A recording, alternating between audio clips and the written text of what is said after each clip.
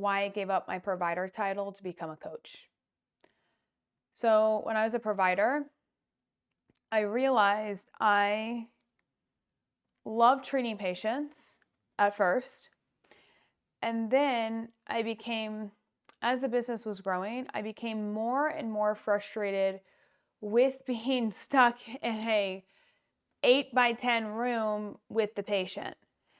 Because I realized I had so many other things I could be doing to run the business, like to keep it afloat. I needed to support my employees, but I was busy treating.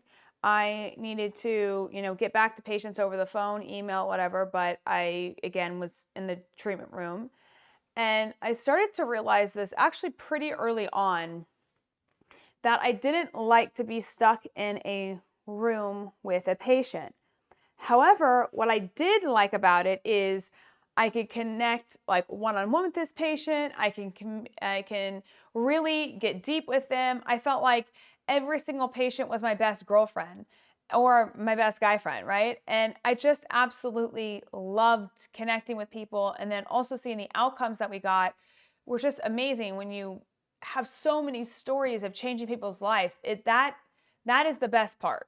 That is what actually keeps you going and being like, yeah, I'll stay stuck in a 8x10 room for another 8 hours today. Oh, and then go home and do notes at night. Yeah, I'll do that.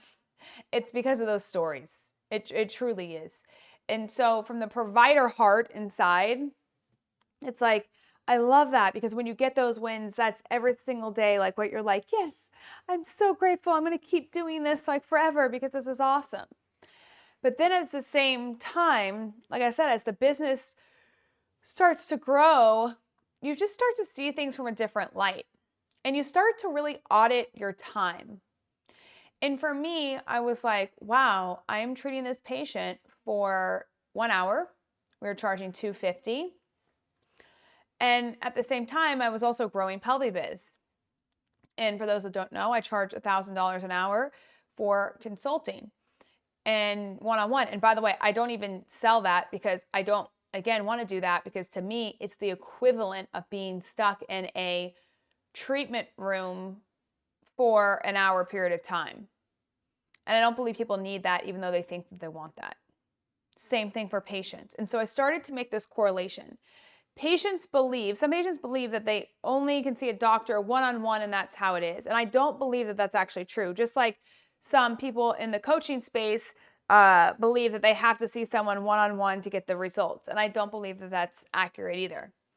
I can tell you, I used to do, when I started PelviBiz, I used to do over 200 coaching calls on Zoom for an hour, back to back to back to back to back. I couldn't even think straight by the time I was done. And I recognized and realized while doing that is, oh my God, the person just had a little bit different scenario, but guess what? The solution that I gave was actually the same thing. And then I get on the next call. The solution I gave was actually the same thing. The solution I gave was actually, and then I started to realize the solution is the same thing, even though the scenarios are slightly different. And I was like, wow. And then I was like, so why am I doing these one-on-ones? I should be doing this group, because when you have someone to lean on and support you, it's like so much freaking better. And then I started to think about, and this was only after the fact. This was only after I sold my practice, when I actually had time to ponder and not just be in the weeds all day long. I really started to ponder and be like, how do I incorporate coaching, which I am doing at PelviBiz, into provider land? And then this is when it dawned on me. I was like, ultimately, we have a method. We have a method for physical therapy. We have a method. I've created my own method. It's called the LSR method. It's my signature method, okay? It is my method that I've created, the lengthen, strengthen, and return phase. So then that had me thinking, okay, lengthen, strengthen, return phase. Well, there is a signature of what I actually do with people. Now, some of y'all right now are going to be thinking, why does she do the same stuff with the same people? Don't they have different problems? Yes, they do have different problems. But guess what? The thing that you're going to do, and whether or not you realize this or not, because you actually do the same thing too, you're going to give them the same solution whether or not they come in with this problem, or this problem. You just don't realize it yet because you haven't systematized it yet. Everything I do, I put a system to it, because when there's a system to it, you're able to reproduce it and keep the standards high. That's why at my brick and mortar, we had high standards no matter who I brought in. It could have been a new grad, or it could have been myself that has been practicing for 15 years. I know and I'm comfortable with new grad treating because the standards are still at the level because of the method that we all follow. But if someone were to come in and they're like, hey, I don't do any of those Pilates exercises you guys do, which has happened before, okay? And oh, by the way, I'm not going to do that. Okay, well, that's not part of our method. And so you are either going to learn it or that's not part of this culture, okay? And yeah, they can throw in their own things of like, oh my God, well, I took this TRX course. Okay, yeah, let's throw that in there. No problem. So open to that, right? And by the way, I'm not making every therapist have to treat the exact same, but what I am creating is a standard so that anyone that comes to the practice, this is the standard and these are the results, because the standard is the actual result. But most of y'all are afraid of that because you're like, that kind of feels weird and that kind of puts me in a box. No, it doesn't. It doesn't put you in a box at all. It actually gives you guidelines to go off of. And then you can throw in some cherries on top, some, TRX movements and whatever else. But at least we know the basics are getting hit so that the outcome that the patient wants does actually happen. And that is called a method. And so what I realized is because I had a method, then I was like, well, I'm doing the same method for chronic pelvic pain person, a leakage person, what else? A pregnancy person. I'm doing the same method. That doesn't mean I'm doing the same thing, guys. I'm not doing the same thing. I'm doing the same method. I'm not doing the same treatment. It's different. Okay? So I started to realize, well, if I'm doing the same method, then everyone follows the method. So then if everyone follows the method, then why don't I group people together? Ding, ding, ding, ding, ding. That's when I was like, group coaching. Those words came to my head, group coaching. Okay, well, let me put them together. And this is then when I started to do the math and started to do the problem solving and started to do the time audit and all that stuff. I was like, oh my gosh, all the stars freaking align. Like, this is freaking amazing. Like, this is amazing. And now I just need y'all to do it because I figured it out. I feel like I broke the code of changing healthcare, and I'm on a mission to freaking change healthcare for real. I really am. Because I feel like everyone complains about time. Everyone complains about notes. Everyone complains about low pay, less reimbursement. So why don't we change it? Why don't we change it? And group coaching is the way. It's different. They have answers now. Patients have answers now in their pocket from ChatGPT and Perplexity. They can literally solve complex problems through an app. Why the heck would they want to come see you? Why? Because they want certainty. And guess what else they want? Community.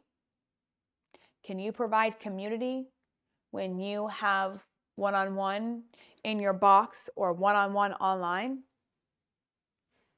I mean, you could maybe online through like a Facebook group, right? But you're not getting community while you're in the session.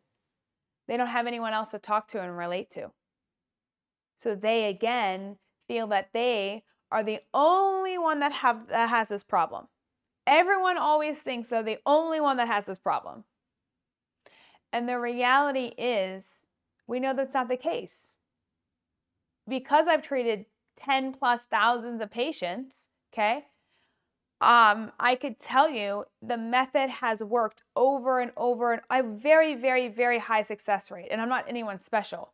It's just because I've implemented the method.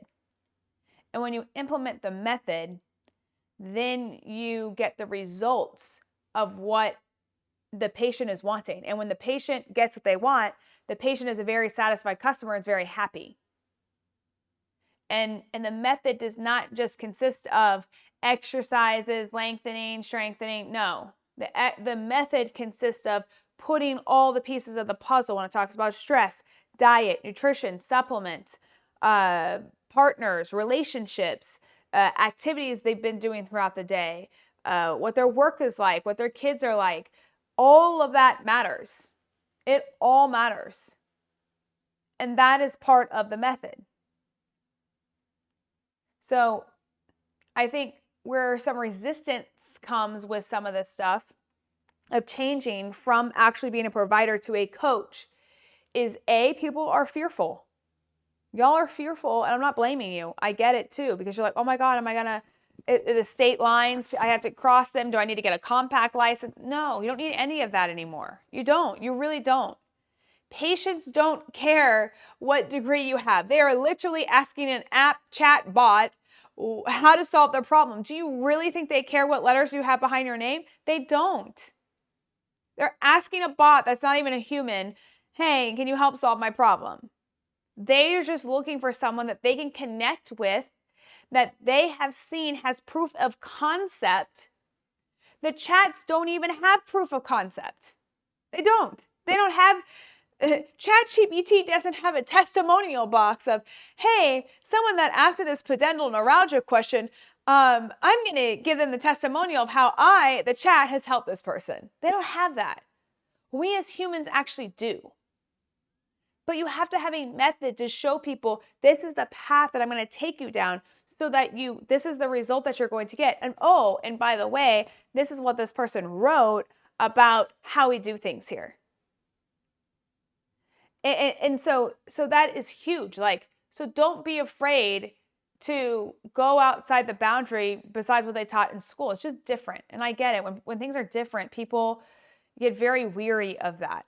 And if you're very weary, then get a lawyer and just ask them a question. It's probably going to cost you like $500. But then that would help you get over it and be like, okay, I could do this, Or ask me. I'd be happy to help. You can always text me at 703-783-2388 and be happy to answer any questions from you guys. That being said, you have to, you got to do it differently. You just got to do it differently.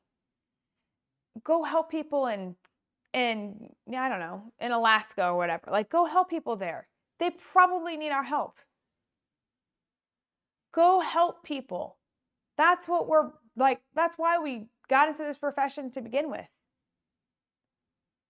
And so I'm just kind of asking you guys to get uncomfortable and do things differently than how we were trained so that you can get the outcome that you're looking for and that the patient gets the outcome and everyone is happy, excited, not burnt out, and ready to push forward. And so that's all I'm asking today is do something that's slightly uncomfortable and just give it a try. All right, guys, until next time, bye-bye.